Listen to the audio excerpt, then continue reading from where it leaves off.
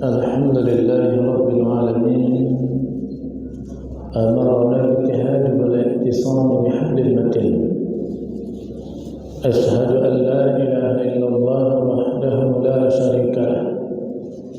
Iyyahu na'budu wa iyyahu nasta'in. Wa ashhadu anna sayyidina Muhammadan abduhu wa rasuluhu al-mab'uus rahmatan lil alamin. Allahumma salli wa sallim wa barik ala sayyidina Muhammadin wa ala alihi wa sahbihi ajma'in, amma ba'd. Mari kita senantiasa bersyukur kepada Allah atas segala rahmat nikmat yang Allah berikan kepada kita. Salawat serta salam kepada baginda kita Nabi besar Muhammad sallallahu alaihi wasallam. Allahumma salli wa sallim wa barik alaihi. Hendak kita banyak membaca salawat kepada Rasulullah. Orang yang banyak membaca salawat kepada Nabi, maka nanti di surga bersama Nabi. Orang yang banyak membaca salawat kepada Nabi, maka setelah dia meninggal dunia, Allah perintahkan semua makhluk-makhluknya agar meminta ampun atas dosa-dosanya. Orang yang banyak membaca salawat kepada Rasulullah, maka nanti di kubur Allah akan kasih cahaya. Ketika nanti meniti syurga Allah kasih cahaya. Ketika nanti di surga Allah akan kasih cahaya. Mudah-mudahan kita mendapatkan syafaatnya, amin ya rabbal alamin. Yang kita hormati, kita muliakan orang tua kita, bapak ibu, jemaah masjid yang dirahmati Allah Subhanahu wa taala. Ada beberapa hal yang ingin saya sampaikan dalam termasuk kajian akidah atau tauhid dibarengi dengan kajian fikih kelak. Ada beberapa hal yang ingin saya sampaikan, namun saya mohon izin ini Pak BKM nanti agak lama, saya 40 menit karena kemarin tadi dapat kabar tempat usaha saya kemalingan. Tadi baru dapat saya ada mesin potong yang hilang 2 biji. Baru tadi dapat kabar, mohon izin mau segera nanti saya cek. Saya cek di CCTV kejadiannya jam 4:30, tapi orangnya tak tanda kita. Ini mau kita langsung kita tuntaskan siang ini, mudah-mudahan langsung didapat di proses. Mesin potong pembuatan kayu itu Pak lumayan Pak harganya, lumayan. Jadi ada 2 yang hilang. Nah ini harus kita cek. Kalau enggak, orang dalam enggak mungkin dia tahu bagaimana letak tempatnya, cemana buka mesin itu. Jadi saya mohon izin nanti sekitar 40 menit. Baru tadi kemarin masuk tol dikabari saya tadi. Baru tadi. Karena saya tadi dari pulang ngajar, karena pagi tadi tak tempat usaha, langsung mengajar, dari mengajar langsung kemari. Bapak Ibu yang rahmati Allah Subhanahu wa taala, yang pertama yang ingin saya sampaikan tentang kehadiran malaikat Jibril ketika seseorang meninggal dunia. Kehadiran malaikat Jibril ketika seseorang meninggal dunia. Apakah betul malaikat Jibril itu datang ketika orang meninggal dunia itu dalam keadaan berwudu? Malaikat Jibril alaihissalam itu bukan saja untuk menurunkan wahyu kepada para nabi, namun banyak perintah Allah yang ia lakukan. Di antaranya ketika malam Lailatul Qadar, maka malaikat Jibril turun ke muka bumi ini. Kalau khusus untuk wahyu sudah selesai tugasnya malaikat Jibril, namun banyak hal yang juga dilakukan oleh malaikat Jibril alaihissalam, termasuk hadir ketika meninggal dunianya seseorang dalam keadaan berwudu. Jadi ketika orang yang dalam keadaan berwudu, maka malaikat Jibril hadir menghampiri kita. Syekh Muhammad Nawawi Al-Bantani, imam ini tinggal di Mekah, belajar bersama Imam Khatib Al-Minangkabawi yang baru diresmikan masjidnya kemarin, Masjid Raya Syekh Imam Khatib Al-Minangkabawi, Sumatera Barat, baru diresmikan oleh Gubernur Sumatera Barat Buya Mahyali, dan dihadiri cucu dan cicitnya Syekh Imam Khatib Al-Minangkabawi dari Arab. Jadi cucu cicitnya udah orang Arab dah, mukanya memang muka orang Arab sudah, orang Arab. Maka di antara muridnya itu adalah Syekh Nawawi Al-Bantani. Syekh Nawawi Al-Bantani ini berasal dari Banten, maka dikenal dengan Al-Bantani, dari Banten. Beliau juga dari kecil sudah di Mekah, belajar di Mekah. Dulu belajarnya namanya talaki. Talaki itu seperti kita inilah, namanya talaki namanya ini. Bertemu, bahasanya liqa. Liqa itu berjumpa dalam suatu lingkaran. Ini namanya dalam satu lingkaran. Talaki itu menghadiri majelis taklim. Memang adabnya menuntut ilmu itu begitu lebih tinggi, lebih takzim dan lebih menghormati guru. Memang itulah, tapi karena sekarang ini harus ada formal, maka formal itu dibuatlah di mana jumpa antara murid dan guru, maka namanya itu madrasah atau sekolah, jumpalah di sana. Secara adab yang luar biasa tinggi para ulama dahulu itu harus murid mendatangi guru. Jadi saya baca dalam kitab Ta'lim Muta'alim, sehingga di antara negeri kota mereka menghadiri, termasuk Imam Bukhari perawi hadis. Kalaulah Imam Bukhari sudah merawikan, pasti sahih. Pasti sahih. Pertama kewaroannya, kedua kedobitannya. Waro tak pernah melakukan yang subhat. Subhat pun tak pernah dia melakukan, dan kehati-hatian dia. Ada suatu kisah atau hikayat ketika Imam Bukhari ini ingin mencari guru, padahal yang ingin dia ketahui hanya satu hadis saja.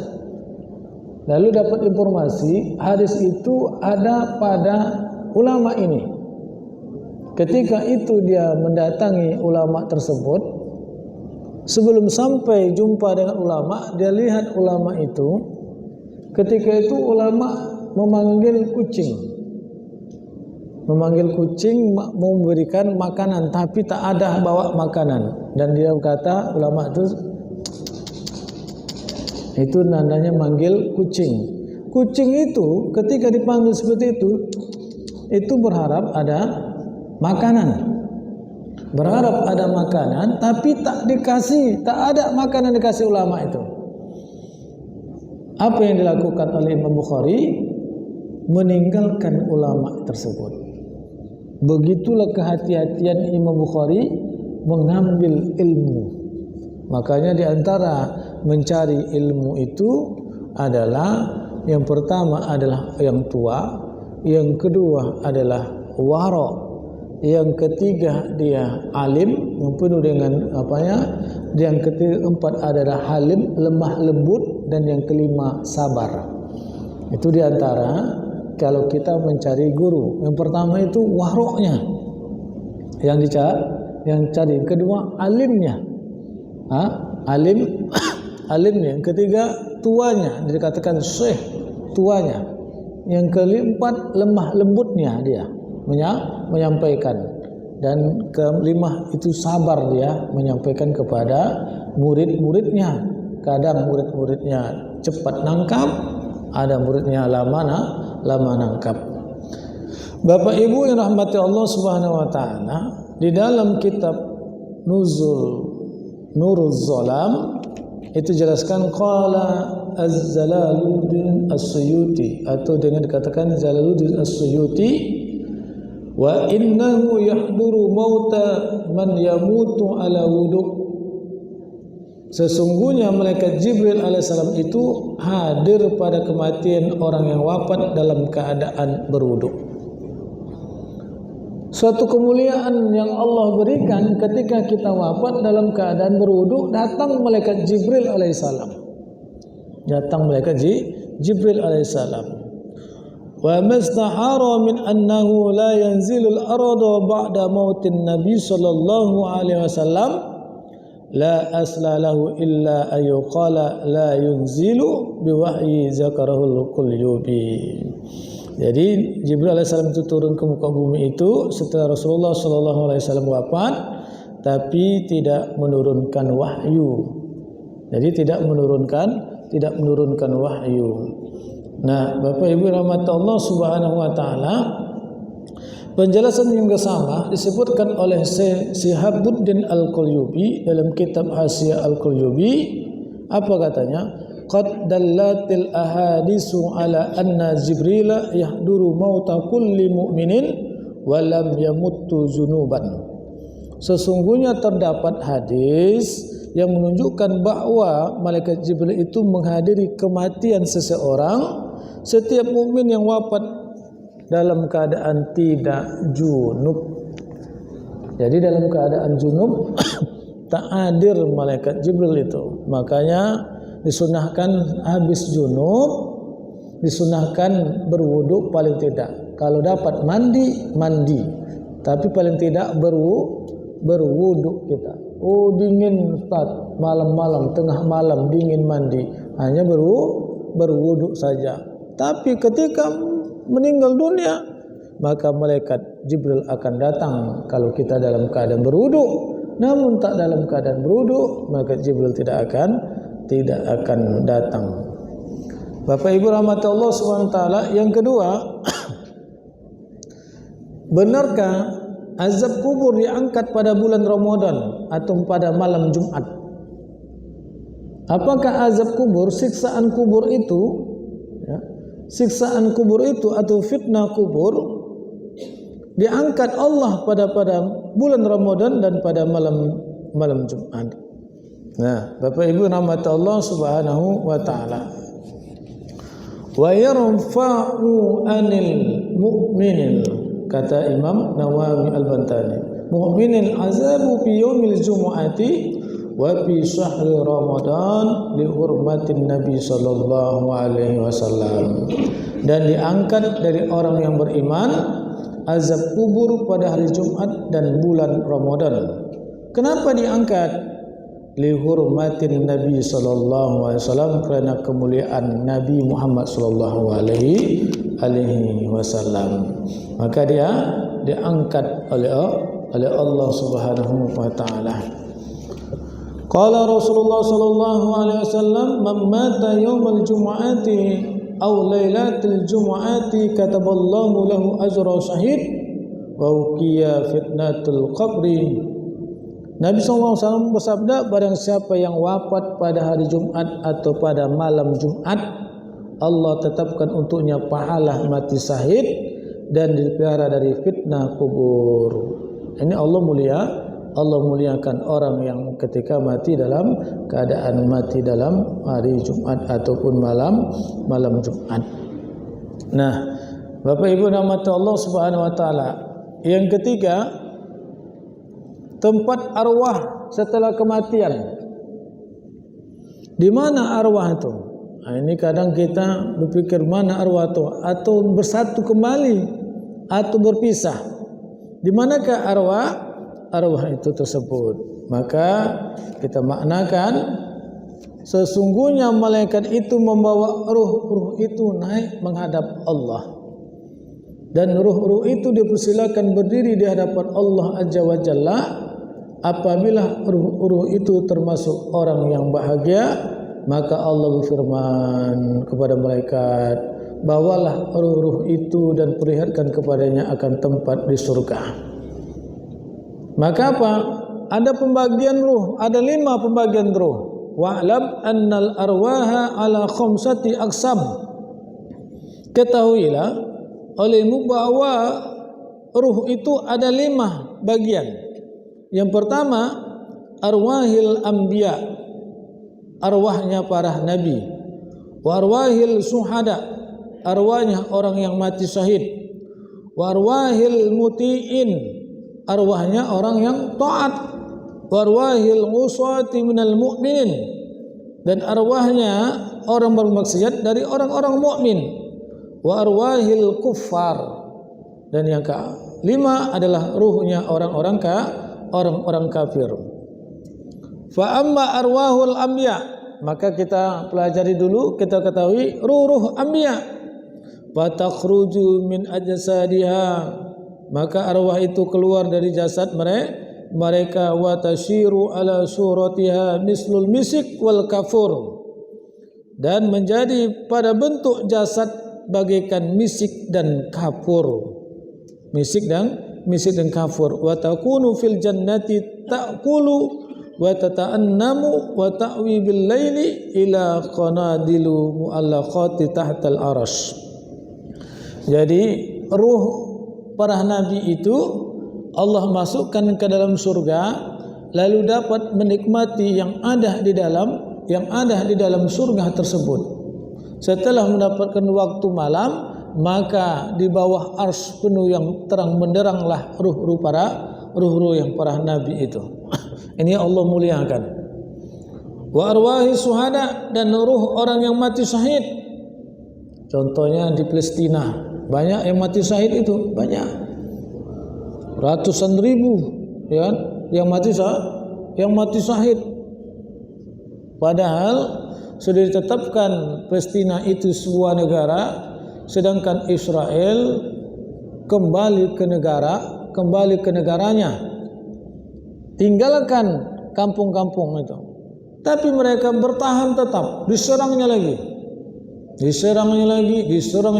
Yaman, diserangnya Libanon, dan kabar terakhir di Iran ketika menghadiri pelantikan presiden terpilih Iran, yaitu Ismail Haniyeh, dibunuh.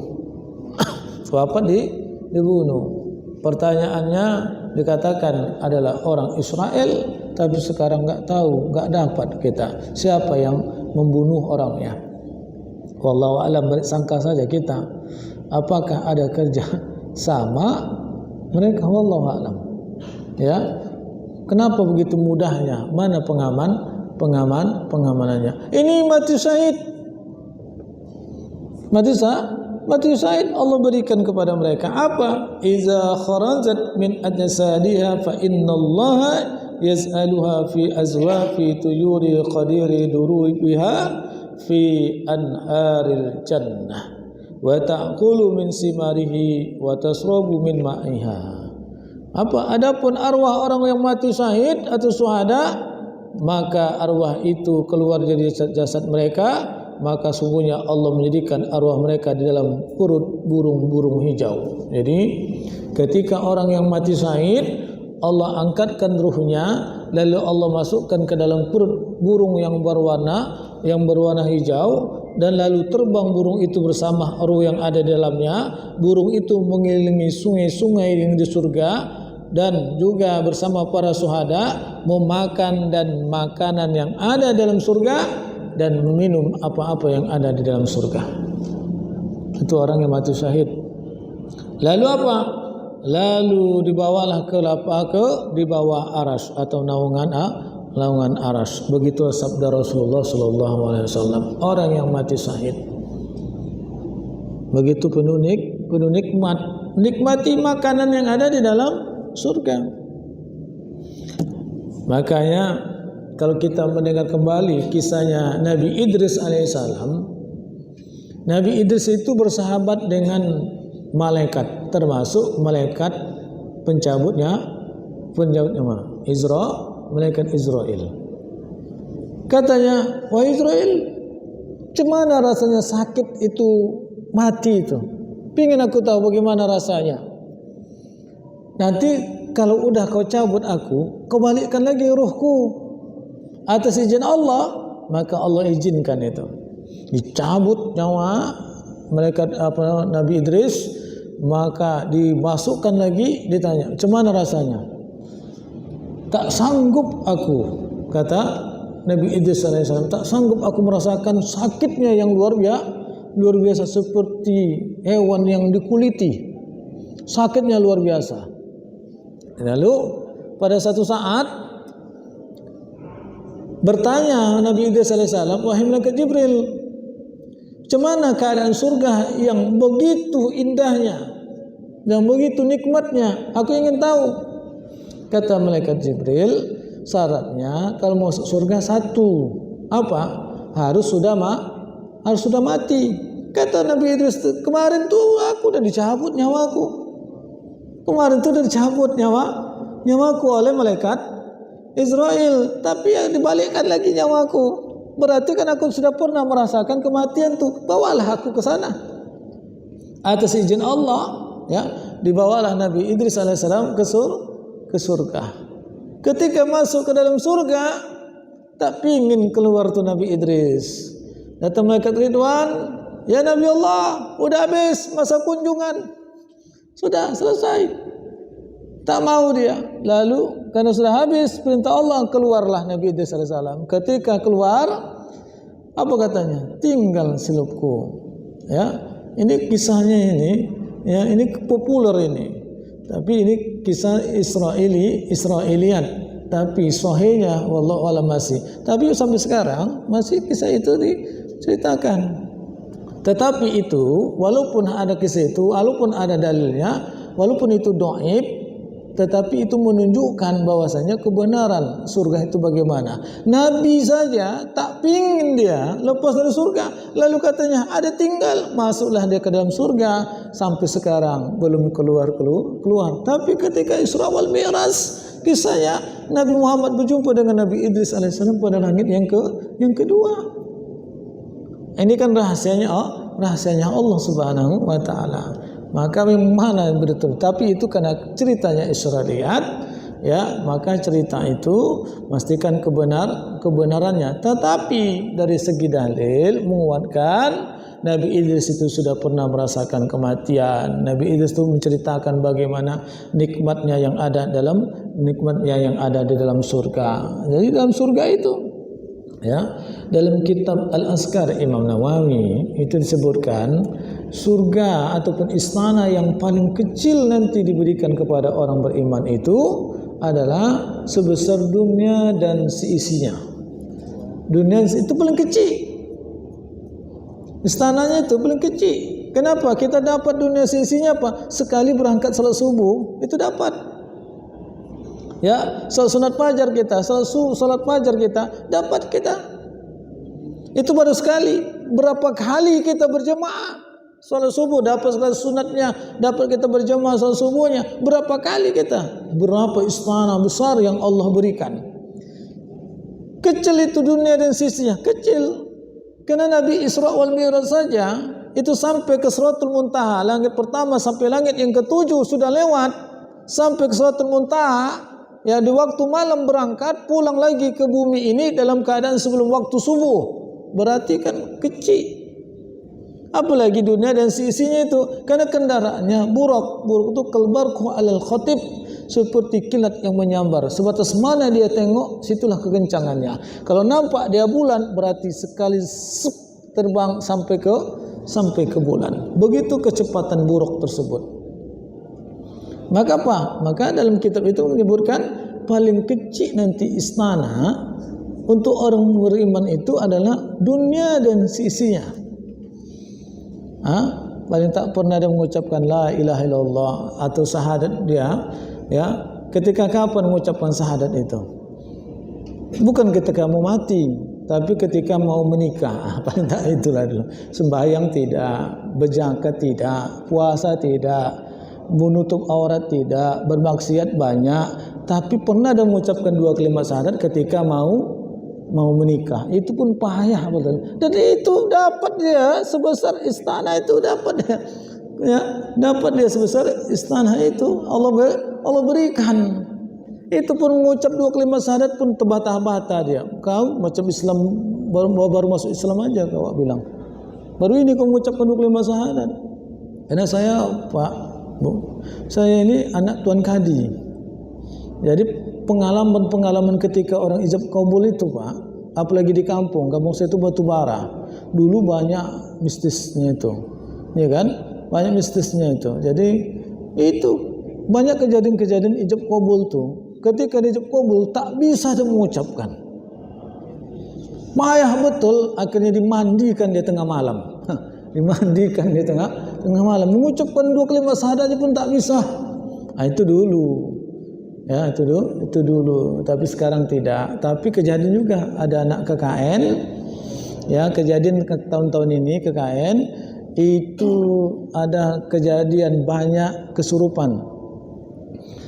Wallahu a'lam, apakah orang kampung itu tak suka dengan kedatangan orang lain? Wallahu a'lam. Masih ada. Ya, atau mudah-mudahan bukan karena itu. Ya, bukan karena ketidaksukaan itu, mungkin makhluk-makhluk yang lain tak suka dengan mereka. Bapak Ibu rahmat Allah Subhanahu wa taala, wa amma arwahul muti'in minal mu'minin.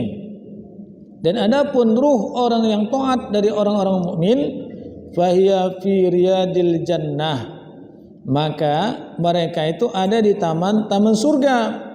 La ta'kulu wa la tata'annamu lakin tanzuru fil jannati faqat. Mereka itu ada di taman surga, tapi tak bisa makan yang ada dalam surga, tak bisa minum ada dalam surga. Mereka itu hanya dapat melihat surga itu saja. Melihat surga itu saja. Melihat saja. Maka apa?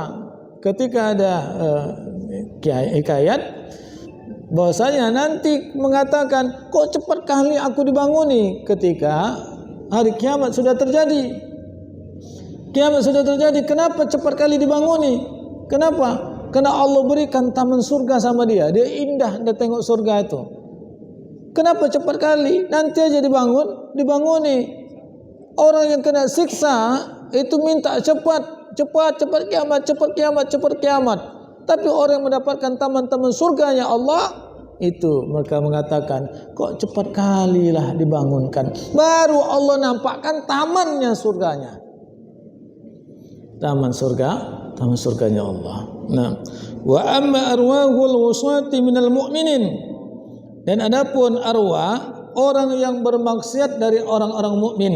Jadi orang beriman yang bermaksiat, fa bainas samai wal ardi fil hawa, maka dia tergantung di antara langit dan bumi, ya, antara bumi dan langit pada udaranya, tergantung dia.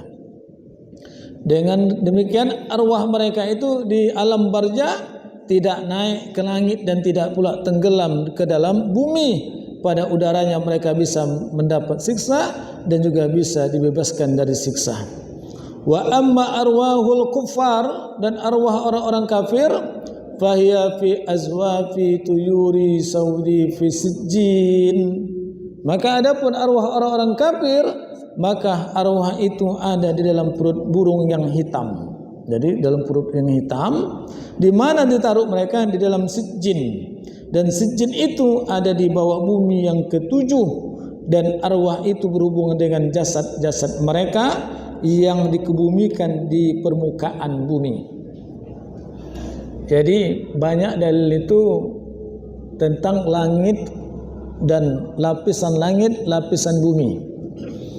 Dan sering dikatakan langit bumi pertama, kedua sampai bumi yang lapisan bumi yang ketujuh. Bumi yang ketujuh. Mana lapisan bumi yang ketujuh? Yang setahu kita itu bumi itu bulat. Di dalam Al-Quran itu dijelaskan hamparan. Kalau makna hamparan itu rata, ya, makna bulan rata. Maka kalau rata, jelaslah ada lapisan-lapisannya. Apakah bulan ini dengan lapisan-lapisan itu? Lapisan yang kita tahu bebatuan, air, ya, pasir dan yang lainnya. Kalaulah sampai tembus, ya tembus. Kalau di Indonesia bisa jadi tembus ke Amerika, ya kan? Tapi di sini diceritakan bahwasanya fisijin pada dasar. Nah, maka ini perlu diteliti kembali, apakah bumi itu bulat atau datar. Apa bumi itu bulat atau datar. Nah, Bapak Ibu rahmat Allah Subhanahu wa taala, maka apa? Jadi ruh orang yang kafir tadi Allah siksa mereka, dan ketika arwah disiksa, jasadnya terasa. Jadi ingat Bapak Ibu, ketika disiksa arwahnya, jasadnya terasa. Ketika jasadnya disiksa, maka arwahnya terasa. Maka arwahnya terasa. Rasa sakitnya ada, terasa. Maka yang mana yang sebetulnya yang disiksa itu? Ruhnya atau jasadnya yang disiksa. Tapi ketika disiksa adalah arwahnya, maka jasadnya sakit. Ketika jasadnya disiksa, maka arwahnya lah yang terasa sakit. Maka Allah berikan, mudah-mudahan makanya kita berdoa sebagai riyadil jannah, taman surga. Jadi kuburan itu sebagai taman surga, dan kita dapat golongan. Yang mana dapat golongan yang kita inginkan? Syuhada. Nabi tak mungkin, paling tak syuhada. Tak dapat syuhada, paling orang yang beriman, orang yang taat yang Allah berikan kepada kita. Maka ini yang Allah muliakan. Banyak Allah muliakan orang-orang yang dalam kubur itu, banyak. Di antaranya Imam Sibawaihi itu dikenal dengan imam yang menemukan titik dan baris Al-Quran. Jadi penemuan titik dan baris Al-Quran. Jadi Al-Quran itu dulu tak ada titik, tak ada baris. Cemana caranya membaca? Jadi hanya orang yang hafal, orang yang memang orang Arab, mereka yang tahu membacanya. Maka orang azam seperti kita, ya, maka apa? Bagilah titik dan baris sehingga kita tahu bagaimana cara membaca Al-Quran. Ketika ini dalam satu riwayat ini Bapak Ibu, ada seorang ulama yang bermimpi ketika dia menziarahi makam Imam Sibawaihi. Maka ketika itu datang malaikat dan nangkar dan nangkir bertanya kepada Imam Sibawaihi, "Man rabbuka, man nabiyuka?" Maka kata Imam Sibawaihi, "Aku ingin tanya balik." Heranlah malaikat itu tugasnya yang apa saja Allah perintahkan itu yang dilakukannya. Ditanyanya, man itu huruf apa? Ketika nun berjumpa dengan roh, bagaimana hukumnya? Man rabbuka, man nabiyuka? Bagaimana? Ya malaikat pasti tak bisa jawab, melapor kepada Allah, "Ya Allah, ini cemana ini kok ditanya balik aku ya Allah?" Maka Allah katakan, itulah Allah berikan kemuliaan kepada mereka, maka dengan dia, maka engkau tinggalkanlah dia. Sama seperti ketika Ali bin Abi Thalib bermimpi, ya, Imam Abi Thalib bermimpi. Apa mimpinya itu? Ketika memakamkan Umar bin Khattab, begitu juga datang malaikat nungkar dan nangkir bertanya, "Marabbuka, man nabiyuka?" Karena karakternya Umar bin Khattab ini karakter yang keras, ya, dan dia bertanya kembali, "Masih ragu dengan saya?" Bayangkan itu. Kata Umar bin Khattab, "Masih ragu dengan saya? Masih bertanya siapa Tuhan saya? Siapa Nabi saya? Siapa pemimpin saya? Apa kitab saya? Masih tanya lagi." Kata Umar bin Khattab. Umar Khattab dia masih tanya lagi. Bagaimana memperjuangkan agama Islam ini? Saya dengan perjuangkan bagaimana? Maka banyak yang kisah-kisah Al-Quran itu diturunkan disebabkan ada cerita Umar bin Khattab, maka ada turunlah ayat. Ada berapa ayat turun disebabkan ada cerita Umar bin Khattab. Allah berikan kemuliaan begitu. Akhirnya mengadu kepada Allah, "Ya Allah, ini macam mana ini? Umar bin Khattab kutanya merabukan menabiyuka, tapi dia katanya enggak kenal dengan aku. Siapa aku? Masih bertanya juga siapa Tuhan aku?" Kata Allah, "Itu Umar bin Khattab, sudah tinggalkan." Umar bin Khattab. Karena malaikat itu apa yang diperintahkan begitu ya itu dilakukan. Itu Allah berikan kemuliaan. Bayangkan segianya itu yang bersama dengan Nabi ke makamnya itu adalah Aisyah, Bunda Aisyah, bukan Umar bin Khattab. Jadi kalau Bapak pergi haji umroh berziarah di makam Nabi, itu ada makamnya Rasulullah, lalu agak mundur sedikit itu makamnya Umar Abu Bakar, agak mundur sedikit ya itu makamnya Umar bin Khattab. Jadi adabnya itu dua sahabat Abu Bakar dan Umar itu tidak sejajar makamnya dengan Rasulullah. Berdekatan tapi tak sejajar. Agak mundur sedikit, lalu juga Umar bin Khattab agak mundur. Kenapa bisa Umar bin Khattab yang bersama Nabi? Dapatlah Umar bin Khattab hadis itu bahwasanya nanti setelah aku wafat dan yang dekat makamku adalah Abu Bakar dan Aisyah. Lalu Umar bin Khattab mengatakan, wahai Ummul Mukminin, karena Bunda Aisyah itu Ummul Mukminin, ibunya orang beriman. Ibu orang beriman itu artinya kalaulah seandainya hidup lagi Bunda Aisyah pada sekarang haram dinikahi. Karena ibu kita haram dinikahi, maka Ummul Mukminin namanya. Semua para istri Nabi itu haram dinikahi. Karena ini ibu kita. Saya mendapatkan hadis ini bahwasanya makom nanti setelah Abu Bakar maka adalah dirimu wahai Aisyah. Maka aku meminta kepadamu karena rasa cintaku kepada Rasulullah, akulah yang menggantikan posisimu itu wahai Aisyah. Maka Aisyah mengatakan iya. Supaya memang layak engkau yang dekati Rasulullah Sallallahu Alaihi Wasallam. Di mana makamnya Aisyah? Kalau Bapak Ibu pergi ke makam Baki dekat Masjid Nabawi, di situ ada yang agak lebar sedikit, tapi tak kasih label. Yang pertama masuk dari gerbang, itu ada nampak makam apa? Maka banyak orang mengatakan itu makamnya Bunda Aisyah. Tapi itu orang-orang Arab tak kasih tahu kalau itu memang makam orang-orang yang mati syahid sahabat-sahabat itu. Kenapa? Taulah orang Indonesia, termasuk juga orang yang Asia, itu kepercayaan kuat sekali tentang khurafat dan tahayul. Khurafat dan tahayul. Kemarin ada jemaah yang daftar umroh dengan saya. Ustadz, ya, saya mau berangkat umroh. Iya. Tanggal 24 Agustus nanti berangkat. Ya, berangkat 24 Agustus. Tapi bukan saya yang bawa, ada kawan saya. Adiknya dengar, Ustadz boleh enggak nanti di Tanah Haram tuh kakak saya ini kan berangkat Ustadz. Biar juga saya merasakan bagaimana juga. Bisa juga saya berangkat ke sana Ustadz. Bagaimana? Izinkah Ustadz kalau saya bawa batu ataupun pasir yang ada di Tanah Haram? Maka kita sampaikan haram membawanya. Jadi Pak, kalau Bapak ke sana, Bapak ambil batu, pasir di Tanah Haram tuh, Bapak bawa ke pulang, itu haram. Karena pernah sering kejadian itu, dibawanya batu, pasir ke Indonesia, tak berapa lama sakit-sakitan dia. Sakit-sakitan Pak, itu sebulan 2 bulan sakit-sakitan, dia berobat kemana-mana, tak tahu penyakitnya, baru dia teringat, ya Allah, batu pasir rupanya ada saya bawa. Ada tetangganya berangkat umroh, dia titipkan, Kak, tolong ya Kak, nanti kakak bawakan lagi ke sana. Izin Allah sembuh penyakitnya itu. Itu Indonesia ngeri khurafat tahayul, tapi kecuali Az-Zamzam. Itu memang ada dalilnya memperbolehkan membawa air Zam-Zam, dan hadiah yang paling utama yang sebaik-baiknya dari Tanah Haram itu adalah air Zam-Zam.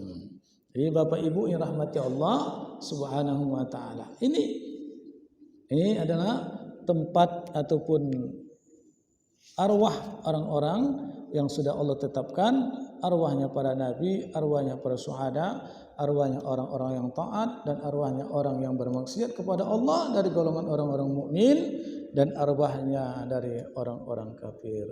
Mohon izin, mohon maaf Pak, kalau memang ada pertanyaan paling enggak satu saja saya mohon izin. Kalau memang tak ada kita tutup. Memang buru-buru mau ke sana mencari kabar bagaimana selanjutnya tadi. Ya, kami berikan kesempatan satu pertanyaan kata Ustaz kepada Bapak Ibu. Kami persilahkan.